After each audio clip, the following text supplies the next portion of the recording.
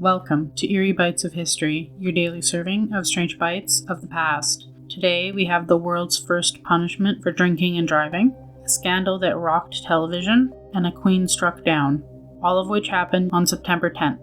Let's begin. On September 10th, 1897, history recorded a rather unusual first. In London, a 25-year-old taxi driver named George Smith became the very first person to be ever arrested and fined for drunk driving. Smith had been drinking heavily when he climbed behind the wheel of his cab. Predictably, his sense of control didn't last long. He swerved violently off the road and crashed straight into a building. Startled onlookers rushed over, pulled him out of the wreck, and handed him over to the police. At the time, there was no modern traffic laws as we know them today, and motor vehicles were still a novelty. But this bizarre accident highlighted the dangers of mixing alcohol with driving, even in the earliest days of automobiles. Smith was fined 25 shillings, which might not sound like a lot today, but in the late 19th century it was a serious penalty, roughly equivalent to £700 now. The case quickly made headlines, partly because it was shocking and partly because it was darkly humorous. A single drunk man in a cab had suddenly created an entirely new crime category, setting an important legal precedence. From that moment forward, authorities began to take impaired driving more seriously, planting seeds of road safety laws that we still rely on today. George Smith's crash is a sobering reminder that even in 1897, the dangers of drunk driving were already very clear. On September 10, 2001, British television witnessed one of the most notorious scandals. On the hit show Who Wants to Be a Millionaire, contestant Charles Ingram stunned viewers by going all the way to the £1 million prize.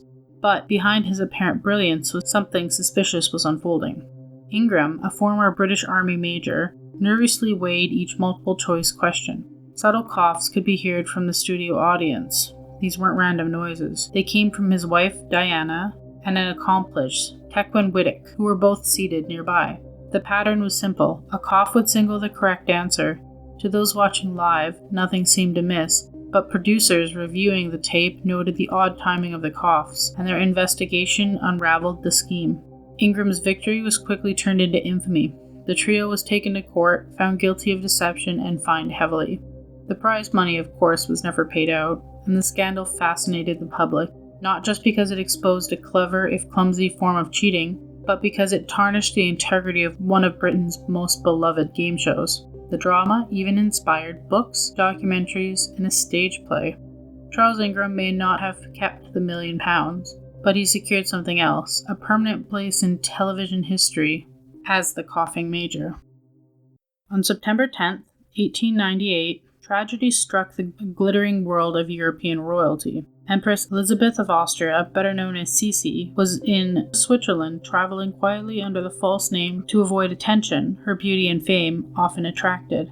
But her attempt at anonymity would not save her. As she walked along the lakeside promenade, a 25-year-old Italian anarchist named Luigi Lucchini approached her. He carried only a thin but sharp file. With a swift strike, he stabbed the Empress directly in the chest. At first, no one had realized what happened. She even managed to continue walking for several steps before collapsing.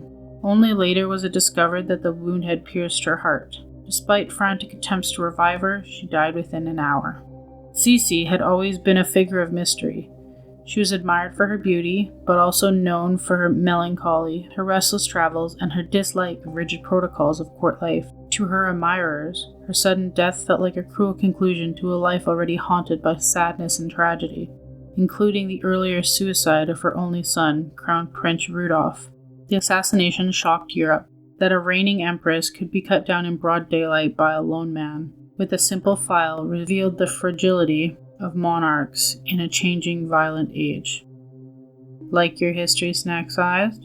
Drop us a comment with your favorite bite and subscribe.